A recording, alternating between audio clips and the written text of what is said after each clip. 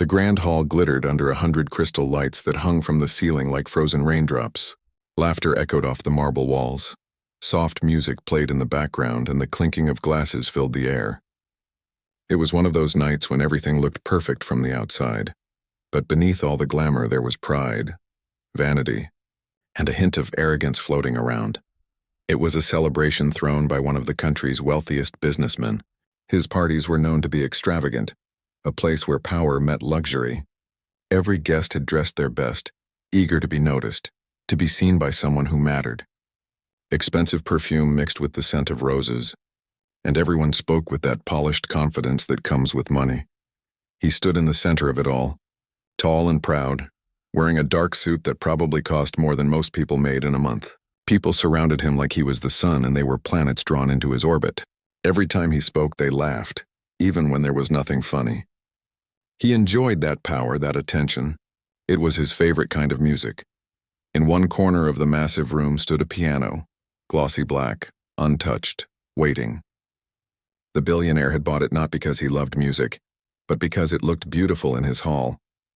It was a status symbol like everything else he owned. No one dared touch it. It was almost like a decoration, not an instrument. The night went on, filled with jokes and drinks and expensive conversations.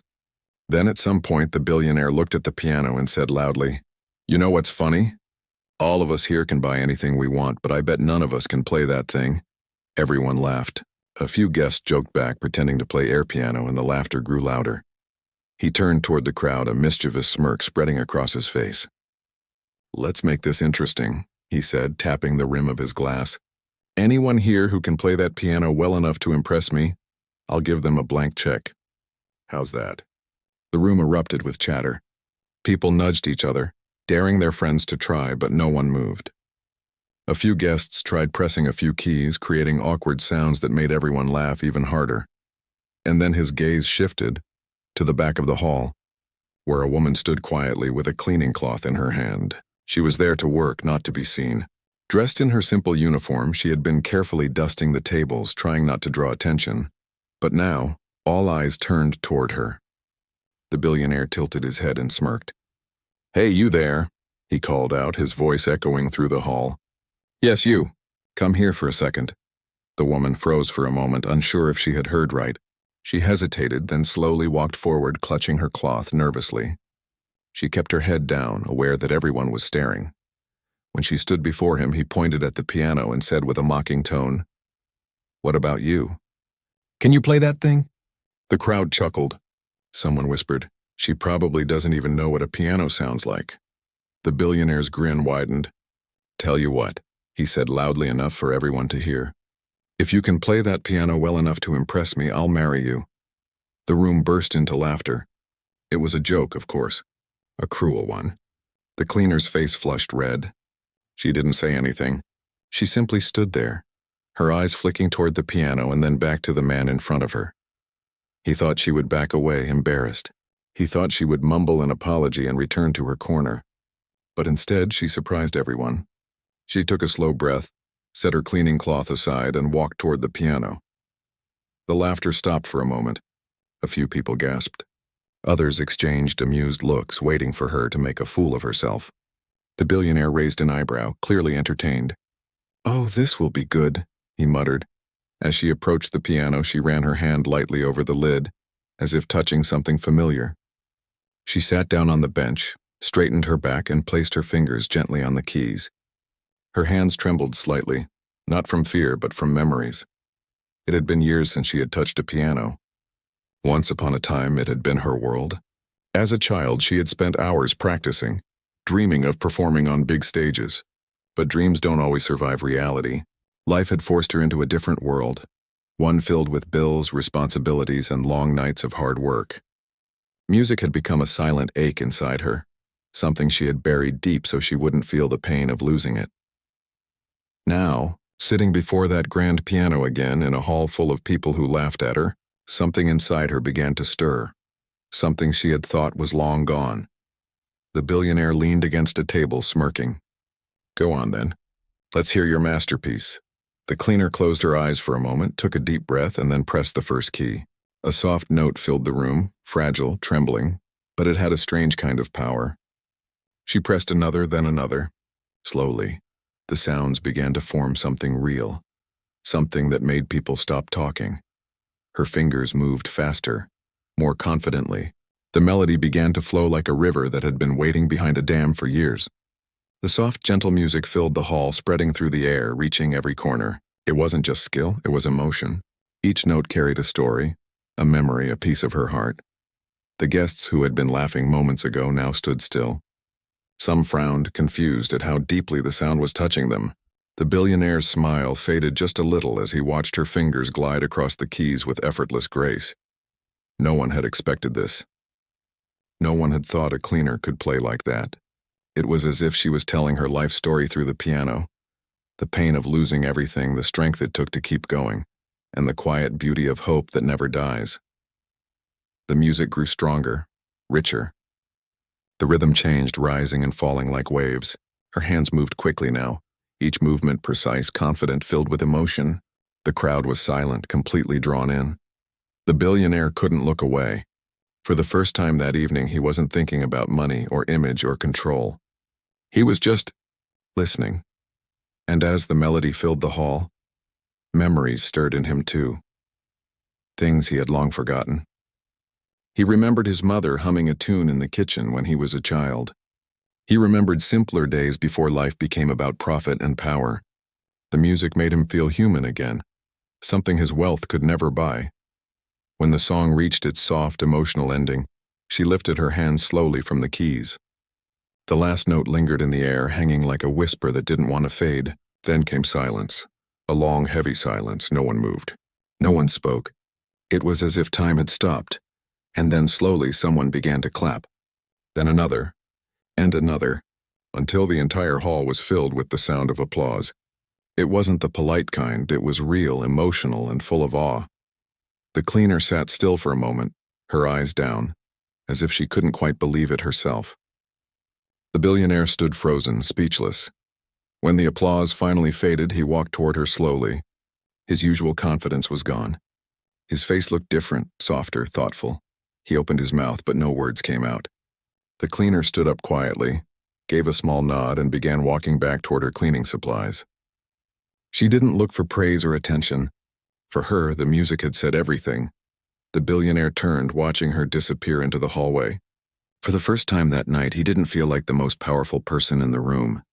And though the laughter and noise slowly returned to the hall, something had changed.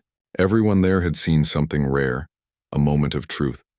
They would later talk about that night as if it were magic.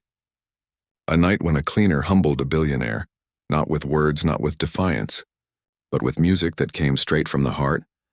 And while she went back to her quiet world, dusting tables and wiping glass, her song stayed with them, haunting, beautiful, unforgettable.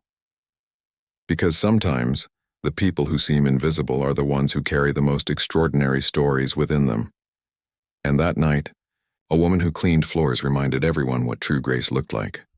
After that unforgettable night, the mansion slowly returned to its usual rhythm, but something had changed in the air. The guests left with whispers still circling among them, whispers about the cleaner who had played the piano like a professional. Some said she must have been secretly trained. Others thought it was just luck. But deep down, everyone knew they had witnessed something rare. She, however, went back to her quiet world the next morning, just like any other day. The same uniform, the same work, the same silence. The difference was inside her. That night had opened a door she had closed long ago. The door to a part of her that had once lived and breathed music. Before all of this, her life had been very different. She had grown up in a small town, in a modest home filled with love but not much money. Her father worked long hours at a small workshop fixing furniture, and her mother stayed home taking care of the children. Life was simple, but her childhood was filled with music. There had been an old piano in their living room, scratched, missing a few keys, and slightly out of tune. It wasn't much to look at, but to her it was magic. She used to sit in front of it for hours, pressing random keys, trying to make sense of the sounds. Her father used to joke that she was born with rhythm in her fingers. One afternoon, when she was about 7, Her father caught her mimicking a song she had heard on the radio.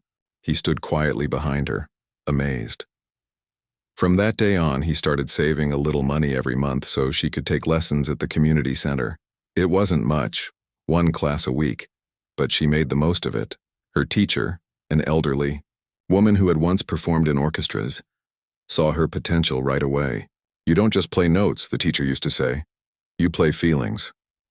That sentence stayed with her all her life. By the time she was a teenager, she was performing small recitals. People from town would gather to listen. Her parents were so proud, especially her father. He used to sit in the front row with his old cap in his lap, eyes shining with tears whenever she played. She dreamed of one day playing in a big concert hall under bright lights, where the world would hear her music. But life doesn't always follow the path we imagine. When she turned 18, everything began to fall apart. Her father's workshop caught fire one winter night. He survived but lost everything he had built. Insurance didn't cover much, and debts began piling up.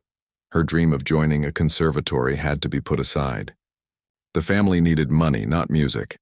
She took odd jobs, waitressing, tutoring, cleaning, anything that could help. The piano lessons stopped. The small old piano in their living room gathered dust. She passed it every day, running her fingers over it sometimes but never sitting down to play. It was too painful. It reminded her of everything she had lost. Years went by like that. Her father's health worsened, and her younger brother started school. Every day she woke up early, packed food, and went to work. The dreams she once had became quiet thoughts she pushed away to survive. Then one day she saw a help wanted notice at a cleaning company that managed several large buildings, including hotels and private mansions. The pay was better, so she applied. She didn't know then that it would lead her to that grand house where her life would change again. The first time she entered the mansion, she was struck by its size. Wide halls, shining floors, walls covered in expensive art.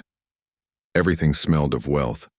She worked quietly, unnoticed, moving from one room to another, polishing glass, dusting shelves, wiping tables. She never expected anyone to notice her, but every time she passed the main hall and saw that grand piano, something in her chest tightened. It reminded her of everything she had once loved. Sometimes, when no one was around, she would pause for a moment, letting her fingertips hover just above the keys, never pressing them, just feeling their cool surface. Then she'd pull her hand back quickly, afraid of being caught. She didn't know much about the man who owned the mansion. People said he had built his empire from scratch, starting from nothing. But somewhere along the way, he had become cold and distant. Success had hardened him. Everything he did was a show. Every party, every joke, every gesture. He liked being admired, even feared. She saw him only a few times from a distance. To her, he looked like someone who had everything but smiled without warmth. She often wondered if people like him ever felt lonely. Then came that evening, the night of the big party. She hadn't wanted to be there at all. The other cleaners were assigned to prepare food and serve drinks, but she was asked to tidy up during the event. She kept to the corners, quietly doing her job, hoping to go unnoticed. But fate, it seemed, had different plans.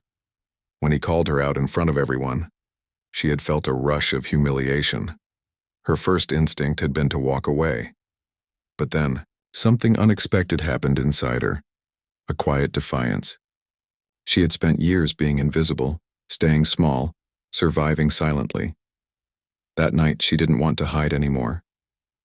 The moment she sat at the piano, everything she had buried came back. Her childhood, her lessons, her father's proud eyes, the smell of the old wood, the warmth of the music. Her fingers moved on their own, guided by memories. For a few minutes, she wasn't a cleaner. She was the girl who used to dream big. When the song ended and the room erupted into applause, she had felt something she hadn't felt in years. Peace. Not pride, not revenge, but peace. The next morning, she didn't expect anyone to mention it. But when she arrived for work, a few of the staff looked at her differently. Some smiled, some whispered, Even the house manager, who rarely spoke to her, said quietly, "You played beautifully last night." She nodded politely, trying to brush it off, but inside her heart was full. It was strange how something as simple as music could change how people saw you. Later that day, when she passed the main hall, she noticed the billionaire standing near the piano. He looked different, not as loud or proud as usual. He saw her and nodded slightly, almost respectfully. "You have talent," he said quietly. "You should never have stopped." She didn't know what to say. For a moment she thought he was joking again, but his face was serious. "I didn't stop because I wanted to," she finally said. "Life just got in the way." He looked at her for a moment longer, then simply said, "Sometimes life gets in everyone's way," before walking off. She stood there, wondering if there was more behind those words. That night when she went home, she couldn't sleep. Her small apartment felt colder than usual, but her heart felt alive. She sat by the window, remembering her old piano, wondering if it was still standing in her childhood home. She missed it. She missed her father. She missed that version of herself who believed anything was possible. The next weekend, she visited her hometown. The house looked smaller than she remembered, worn but familiar. The old piano was still there, covered with a white sheet. She pulled the cover off, brushed away the dust, and pressed one key. The sound was dull, but it was still there, waiting for her. She smiled through tears. Her father wasn't there anymore, but she could almost hear his voice saying, "You don't just play notes, you play feelings." And as her fingers began to move again, she realized something. Even if she never stood on a big stage, even if no one ever knew her name, she could still play, because music was not about fame or wealth. It was about truth. That night, she played for herself, for her memories, for everything she had lost and found again. The music echoed softly through the old house, wrapping around her like an old friend, and for the first time in many years she didn't feel small or invisible. She felt whole. Days passed after the night she played the piano in that grand mansion, but the memory of that evening refused to fade. For her it had been a moment of courage and nothing more. She didn't expect it to change anything. The next morning, she had gone back to work as usual, cleaning rooms and dusting furniture as if nothing had happened. But for the billionaire, something inside him had shifted in a way he didn't fully understand. He couldn't stop thinking about that music. It had followed him like a shadow, haunting, calm, beautiful. He didn't know why it bothered him so much. Maybe because, for the first time in years, something had touched a part of him that he had long forgotten existed. He had built his life on power and control. Success to him was a game, one he played better than anyone else. But that night, when the cleaner played the piano, he had felt powerless. Her music had reached places in his heart that no amount of money could touch. It made him question himself in ways he wasn't ready to face. In the days that followed, he found himself walking through the main hall more often, stopping by the piano, running his hand along its polished surface, and remembering her sitting there, eyes closed, lost in her world. It was strange, he didn't even know her name. One morning, as she was cleaning near the grand staircase, she heard footsteps behind her. When she turned, she saw him standing there. She froze for a moment, unsure of what to say. He looked different, quieter, not as full of pride as before. "You played beautifully that night," he said finally. His voice was calm, sincere. "Thank you, sir," she replied softly, keeping her eyes down. He hesitated, as if searching for the right words. "You know," he said, "I've had that piano for years. No one ever played it like that. I never even realized how alive it could sound until you touched it." She didn't know what to say. Compliments from him were rare. After a moment, she replied, "Sometimes things come alive when you treat them with love." Her words caught him off guard. He gave a small nod and walked away without another word. But that simple sentence stayed with him all day. Over the next week, he noticed her more often, the quiet way she moved through the halls, her careful attention to every detail, the calm in her face even when everyone else was rushing. She didn't try to be noticed, but she had a certain grace that couldn't be ignored. He began asking questions about her, how long she had worked there, what her story was. The staff told him she rarely spoke about her personal life. She came to work early, left late, and never complained. She was polite to everyone, no matter how they treated her. The more he heard, the more curious he became. He wasn't used to people like her, people who didn't want anything from him. In his world, everyone had a motive. Everyone wanted something, money, power, a favor. But she didn't. She seemed to move through life expecting nothing from anyone, content just to do her work. One evening, he stayed late in his study, unable to concentrate. The sound of her footsteps echoed faintly down the hall. He walked out and found her polishing the silver frame of a large painting. She looked up, surprised to see him still there. "It's late," he said. "You should go home." "I'll be done in a few minutes," she replied with a small smile. "I don't like leaving things unfinished." He watched her for a moment, then asked quietly, "Do you still play?" "After that night?" She paused, her hand still holding the cloth. "Yes," she said after a moment. "Not here, though, at home. I have an old piano. It doesn't sound as good, but it's mine." Something about the way she said mine made him feel an ache he couldn't name. He realized how long it had been since he had felt any real attachment to something that wasn't about money or business. He wanted to ask more, but stopped himself. He didn't want her to think he was prying. "That's good," he said instead. "You shouldn't stop." She smiled faintly and nodded, then went back to cleaning. That night, when he lay in bed, he couldn't sleep. Her words echoed in his mind. Sometimes things come alive when you treat them with love. He began to think about his own life. Everything he owned was perfect, the cars, the mansion, the company. But none of it felt alive. It was all beautiful on the outside, but silent on the inside. The next morning, he made a decision. He called his assistant and said, "Find out more about music programs. Something about helping people who can't afford lessons. I want to sponsor one." The assistant looked at him surprised. "Music programs, sir?" "Yes," he said firmly. "Just do it." It wasn't just a business move this time. He wanted to do something real, something that would make him feel again. A few days later, a small flyer arrived from a local community center, the same one where the cleaner had once learned to play. They needed funding to keep their music classes open. He smiled faintly when he saw it. It felt like fate. He donated enough to keep the program running for years, but he didn't put his name on it. He didn't want credit. For the first time, he wanted to do something quietly, from the heart. When she found out about it weeks later, she was stunned. The other staff were gossiping about the donation, saying the boss had suddenly taken an interest in music education. She couldn't believe it. Deep down, she had a feeling he had done it because of that night, because of her music. One evening, as she was leaving work, he caught up with her near the gate. The sunset was spreading soft light across the sky. "I heard you visited your old home last week," he said casually. She nodded, surprised he knew. "Yes, I did. How was it?" "Peaceful," she replied. "I played again after a long time. It felt good." He nodded, then hesitated. "You know," he said, "your story, it made me think. Most people who lose their dreams give up completely. You didn't. You just kept going." She looked at him and said quietly, "Sometimes you don't have a choice. Life doesn't wait for you to be ready. You just keep moving even when it hurts." Her honesty moved him.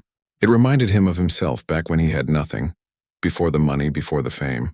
Somewhere along the way, he had forgotten what it meant to work for something you truly love. He wanted to thank her, but words felt too small, so instead he said, "Would you come back tomorrow evening? I'd like you to play again. Not for anyone else, just for me." She looked surprised, unsure if he was serious. "Sir, I don't think—" He interrupted gently. "Please, no audience. No cameras. Just you and the piano." After a pause, she agreed. The next evening, the mansion was quiet. The guests were gone, the lights were dim, and only the sound of the clock ticking filled the air. She sat at the piano once again, feeling a mix of nervousness and calm. He sat across the room, watching silently. When she began to play, it was different from the last time. Softer, more intimate, the melody filled the space gently, wrapping around them like warm air. He closed his eyes and let the sound wash over him. When the final note faded, there was no applause, no laughter, just stillness. He stood up slowly and said quietly, "Thank you." She smiled and nodded. "You're welcome." Something passed between them in that silence, not romance, not obligation, just understanding. Two people from completely different worlds connected by something simple and human, the language of music. From that day on, he began to see the world differently. He noticed the small things, the sunrise, the laughter of his staff, the warmth of a shared smile. And she too began to believe again that her gift wasn't lost. Neither of them knew what the future would bring, but that night had changed both of them forever, proving that sometimes the most powerful moments happen when no one is watching. After that quiet evening when she played the piano just for him, something inside both of them shifted in a way neither could quite explain. The mansion, which once echoed only with the sound of footsteps and business conversations, now sometimes carried the soft echo of piano notes. She didn't play often, only when asked, or when the house was empty, but the sound brought a kind of peace to the place that hadn't existed before. The billionaire found himself walking through the main hall more often, just to hear her play. Sometimes he would stand by the door, not saying anything, just listening. Other times he would sit down nearby with a cup of coffee, pretending to read while the music filled the silence between them. There were no grand speeches or deep conversations, just quiet respect. He had started to see her not as someone who worked for him, but as someone who reminded him of something real, something honest that money couldn't buy. One afternoon, while she was cleaning near the grand piano, he stopped by. "Do you ever play anywhere else?" he asked. She looked up, surprised by the question. "No," she said simply. "It's been years since I played for anyone outside this house." He nodded thoughtfully. "You should. People need to hear that kind of music." "It's rare," she smiled faintly. "It's not that simple, sir. I don't have the confidence for that anymore. And besides, who would listen to a cleaner?" He looked at her for a long moment and said quietly, "You'd be surprised who listens when the music is real." The words lingered in her mind long after he left. That evening, as she sat by her small window at home, she thought about what he had said. It wasn't that she didn't want to play. She was afraid. Afraid that her time had passed, that the world had moved on without her. But life has a strange way of bringing hidden things to light. A few weeks later, the billionaire hosted another gathering, not as grand as the last one, but filled with close friends, business partners, and a few guests from the media. The hall looked beautiful, lit with soft lights and fresh flowers. She was there, as usual, helping set up the event, keeping to herself. As the evening went on, a few guests noticed the piano and began to talk about that unforgettable night. "Wasn't it here that a cleaner played and shocked everyone?" one man said, laughing in disbelief. "I still can't believe that story." The billionaire smiled faintly. "It's not just a story," he said. "She's right here." Heads turned. The guests looked toward her, some curious, some doubtful. She froze, her heart racing. "Play something," he said gently. "If you're comfortable." The room went silent. She looked around, all those eyes watching her again, waiting, judging. It was like that first night all over again. For a moment she thought of saying no. But then she saw the calm look on his face, not mocking this time, but encouraging. So she walked to the piano, took a deep breath, and sat down. The lights reflected softly off the polished surface as her fingers touched the keys. She began to play, and a slow, emotional tune that filled the room with warmth and depth. The conversation stopped. The laughter faded. Everyone stood still, listening. The sound wasn't perfect. A few notes trembled, but it was alive, full of heart. When she finished, the silence was followed by loud applause. Someone near the back shouted, "You need to record that." Another guest started filming on their phone, unable to resist capturing the moment. The billionaire didn't stop them. Maybe part of him wanted the world to hear what he had heard. The next morning, the video was everywhere. Someone had uploaded it online, and within hours, people started sharing it. "Cleaner plays like a professional pianist," the title said. The clip spread quickly, gathering thousands of views, then millions. People from around the world commented, calling her performance pure, real, and beautiful. She didn't even know at first. When she arrived for work that morning, her coworkers were already talking about it. "You're famous," one of them laughed, showing her the video on their phone. She was shocked. Her face flushed as she watched herself on screen, sitting at that piano, lost in her world, completely unaware that the world was watching back. She didn't know how to feel. It was strange and exciting, but also frightening. For years, she had lived quietly, unnoticed. Now suddenly, people knew her name. The billionaire saw the video too. At first, he was angry that someone had filmed her without permission. But as he watched the reactions, thousands of comments praising her talent, his anger faded. He realized this was what she needed. The world had finally seen what he had seen. That evening, when she came to work, he called her to his office. She entered nervously, unsure if she was in trouble. "Sit down," he said, smiling slightly. "Have you seen the video?" She nodded slowly. "I didn't mean for it to happen. Someone just recorded it." He shook his head. "You don't have to apologize. The world heard something beautiful, and it deserved to be heard." She looked at him, unsure what to say. He continued, "I've received dozens of messages from people asking about you. Music schools, charity events, even a television producer. They want to invite you to play." Her eyes widened. "Me?" "Yes," he said with a small smile. "You." She sat there in disbelief. Her hands trembled slightly as she spoke. "I don't know if I can do that. I'm not ready for something like that." He leaned forward and said softly, "You were born ready. You just forgot it for a while." Those words stayed with her long after she left his office. That night she couldn't sleep. She sat by her old piano again, pressing the keys slowly, letting her thoughts drift. She thought about her father, her childhood, all the dreams she had buried. Maybe it wasn't too late after all. The next week, she agreed to perform at a small charity event the billionaire was sponsoring. It wasn't a huge concert, just a modest gathering at a community center to raise funds for children's music lessons. Still, it felt big to her. She hadn't played in front of strangers since that night at the mansion. When the day came, she wore a simple dress, nothing fancy. Her hands trembled slightly as she sat at the piano. The room was filled with people. Some she knew, some she didn't. The billionaire sat in the front row, quietly watching. As she began to play, her nerves slowly disappeared. The music took over, flowing through her like it always had. The children in the audience smiled, their faces glowing with curiosity and joy. When she finished, the applause was warm, genuine, heartfelt. After the event, people came up to thank her, to tell her how much her music had touched them. She smiled, tears in her eyes, feeling something she hadn't felt in a long time. Pride, but the gentle kind, not the loud one that comes from ego. The billionaire approached her after the crowd thinned. "You did well," he said quietly. "You've got something that people can't fake." She smiled. "Thank you for believing in me." He looked at her for a long moment before saying, "You gave me something too. You reminded me of what really matters." Neither said more after that. They didn't need to. There was a kind of understanding between them, a quiet respect born out of truth. In the weeks that followed, invitations continued to come in. She played at a few more events, each one a little bigger than the last. Slowly, she began to rebuild her dream piece by piece. She didn't quit her job right away. She said it kept her grounded. But the billionaire made sure she had every opportunity she needed to grow. He often attended her performances, not as a businessman or a boss, but as someone who had learned something from her. That money might build walls, but music could break them.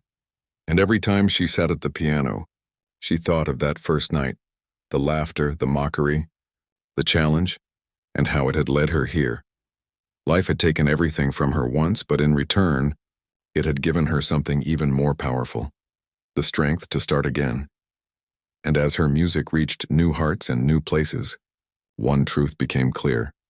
Sometimes it takes just one act of courage, one moment of faith, to turn humiliation into hope, and a quiet life into an unforgettable story. The weeks that followed her first public performance felt like a dream she didn't know she was allowed to have. Every day, someone new reached out. Journalists, event organizers, even music teachers who wanted her to come and speak to their students. Her story had spread everywhere. The cleaner who played like a professional pianist. It sounded strange even to her. She would see her face on small magazine covers, or her video being shared again and again online, with comments calling her the heart of real music. At first, she didn't know how to handle the attention. People started recognizing her on the street, smiling kindly, asking for photos. Some even came to the mansion, asking if they could meet her. It was all new. Exciting, yes, but also overwhelming. The billionaire noticed how quickly things were changing for her. He watched from a distance, proud but also quietly worried. He had seen how fame could twist even the purest people, but she didn't seem interested in the glamorous side of it. She still came to work on time, still wore the same uniform, and still greeted everyone the same way.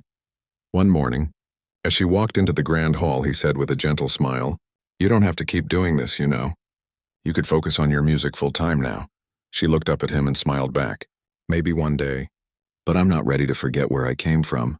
This place reminds me to stay grounded." He nodded. Her humility impressed him more than any of her performances ever could.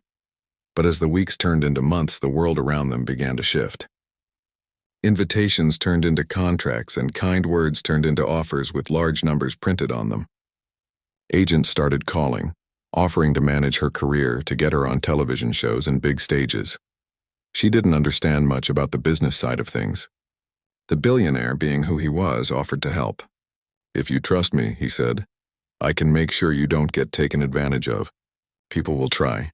She hesitated for a moment but nodded. "I do trust you." Together they started shaping her path, carefully, quietly, avoiding the noise that usually came with fame. He made sure she had everything she needed: better instruments, lessons from renowned teachers, and enough rest between events. Her talent continued to grow. Each time she performed, the audience could feel her emotions through the notes. She didn't play for fame or money. She played because it made her feel alive.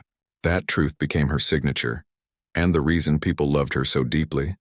But fame doesn't come without whispers. Some people began to talk. A few online articles hinted that her story might not be as miraculous as it seemed. Some claimed the billionaire had staged her discovery for attention. Others said she was just another social media sensation, not a real musician. She read those things late at night when she couldn't sleep, sitting alone in her small apartment. The words hurt, even though she knew they weren't true. The next day, she arrived at work quieter than usual. The billionaire noticed immediately. "Something's wrong," he said softly. She tried to smile but couldn't hide her sadness. "They're saying awful things about you. About me. I don't even know why people have to twist things." He leaned back in his chair, sighing. "Because they can. Because people like stories, and they like to change them once they've been told." She looked down, feeling helpless. "Maybe I shouldn't have played that night. Maybe all this attention is just too much." He shook his head. "No, you did what you were meant to do. Don't let noise make you forget the music." His words were calm, but she could tell the rumors bothered him too. For the first time, he felt vulnerable. Not because of money or business, but because of how much he cared. Over the next few weeks, he tried to protect her from the chaos. He made sure she didn't have to deal with interviews or online pressure. But one night, everything changed again. A well-known television producer reached out, offering her a chance to perform live on national TV. It wasn't just another event. It was a career-defining moment. Millions of people would watch. She hesitated when he told her. "I'm not ready for something that big," she said softly. "You are," he replied. "You just need to believe it." She finally agreed. The night of the show, she sat backstage dressed in a simple gown. Her hands were cold. Her heart raced. The lights were bright, the stage enormous. Cameras, reporters, and famous faces filled the hall. As the host introduced her, there was a ripple of curiosity in the audience. The cleaner turned pianist. Some smiled with interest, others looked skeptical. She walked to the piano, took a slow breath, and began to play. This time, she chose something personal, a piece she had written herself. The melody was slow and full of emotion, telling a story without words. Every note carried her journey, her pain, her courage, her quiet victories. When she finished, there was silence. Then applause. Long, loud, unstoppable applause.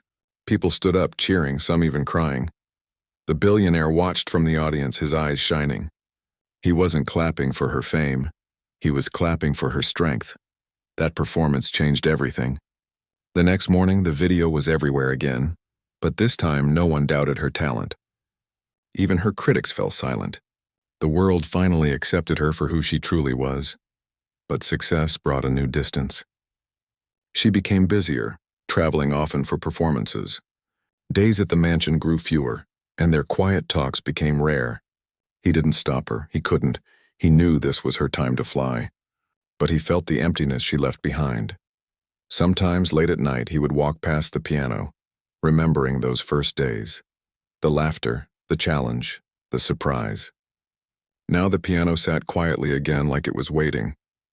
Meanwhile, she missed those simple moments too, cleaning while humming softly, hearing his calm voice in the background. Life had become bigger, louder, but not always better.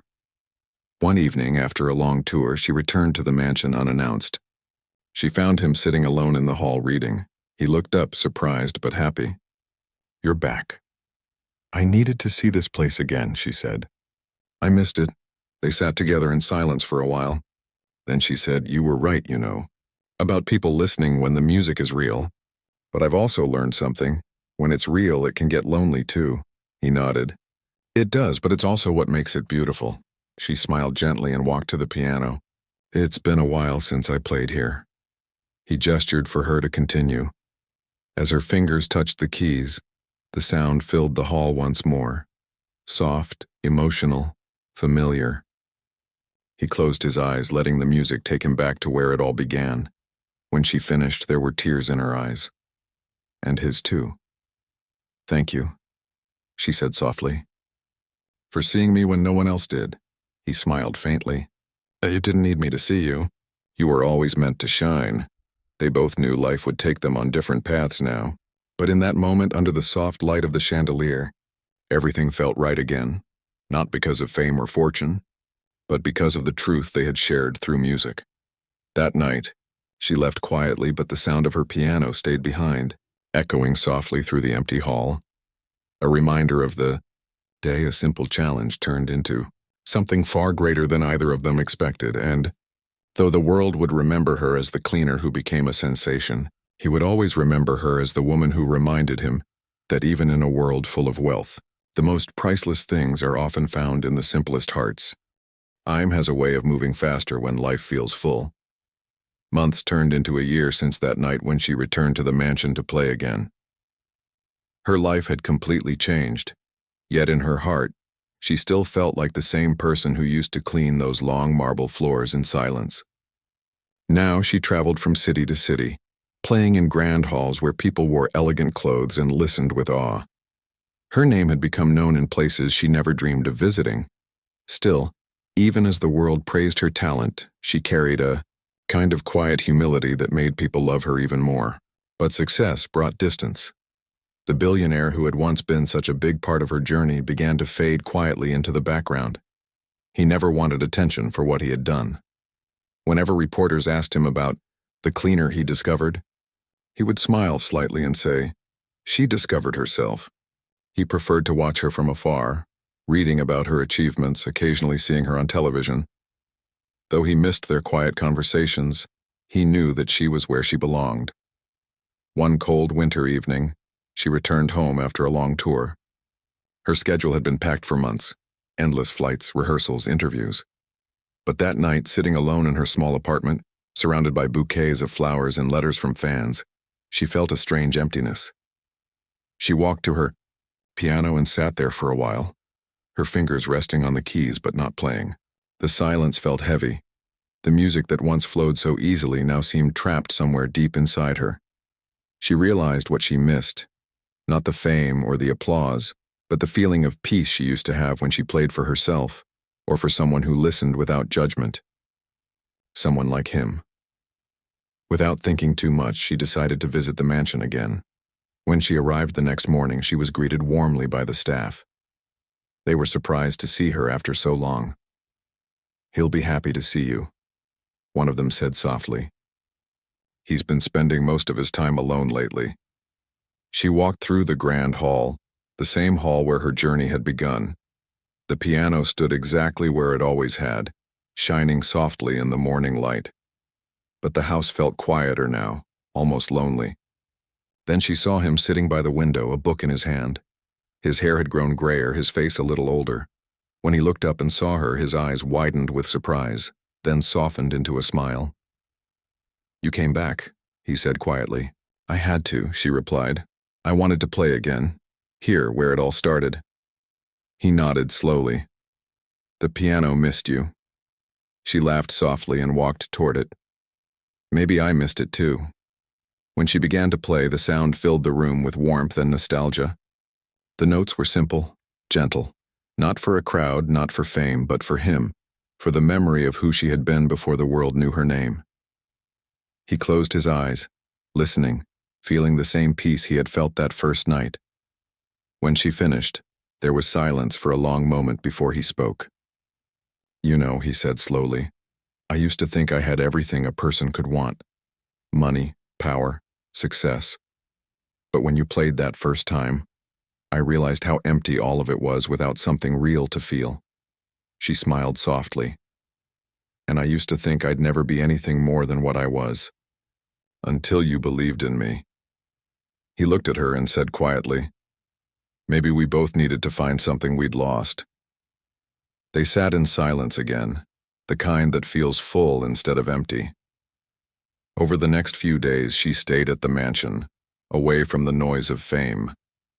She helped the staff, shared meals with them, and sometimes sat by the piano late at night playing softly to herself. The billionaire often joined her, sitting quietly nearby, just listening.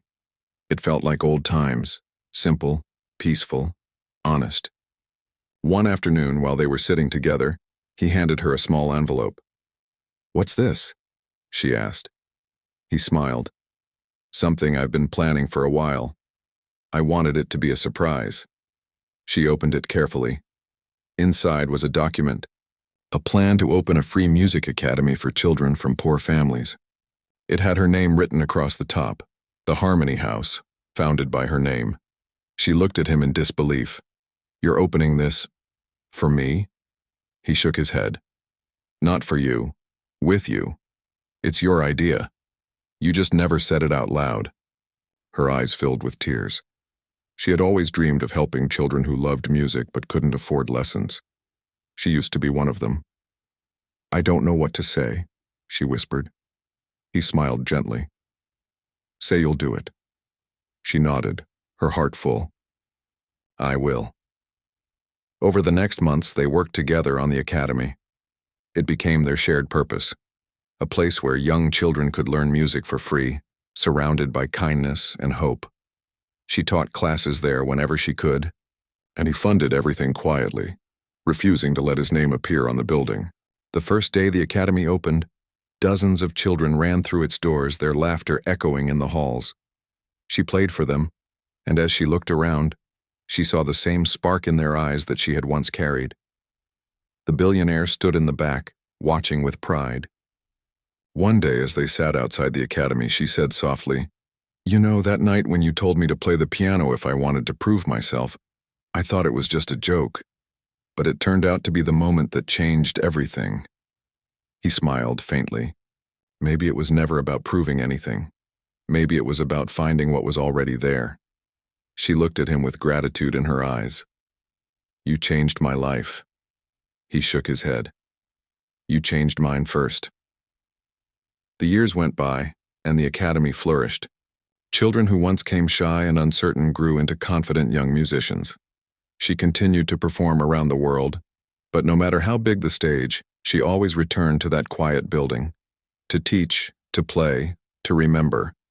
The billionaire spent more of his days there too. He didn't run companies anymore. He spent his time watching the children learn, listening to their laughter, and occasionally sitting by the piano that had started it all.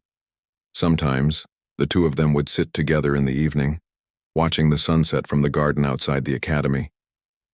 They didn't talk much. They didn't need to. Their silence was full of everything they had lived through. One evening, as the sun dipped below the horizon, she said softly, "Do you ever wonder how different life would be if I hadn't played that night?" He smiled. "I think about it often, but then I realize that it was meant to happen. Some moments aren't accidents. They're written long before we live them." She nodded, her eyes glistening. "Maybe you're right." He chuckled lightly. "And to think," I only said, "play this piano and I'll marry you." She laughed, shaking her head. That was quite a thing to say. He smiled back, his eyes kind. "It was foolish, maybe, but it brought me to the truest friendship of my life. I'll never regret it." There was warmth in his voice, the kind that didn't need anything in return. The story of the cleaner and the billionaire became more than just a tale people told. It became a reminder that kindness can change lives, that talent can come from anywhere, and that sometimes what begins as a joke or a challenge can turn into something beautiful and lasting. And even years later, whenever she sat at the piano, she played not for fame but for the people who needed to believe in something again. Just as she once did. Every note carried a piece of her journey, from the dusty floors of the mansion, to the bright lights of the stage, and finally, to the laughter of children learning their first songs. It was no longer just music. It was life. It was love. It was the sound of second chances. And through it all, one truth remained. The world may forget names and faces, but it never forgets the people who remind it how to feel again.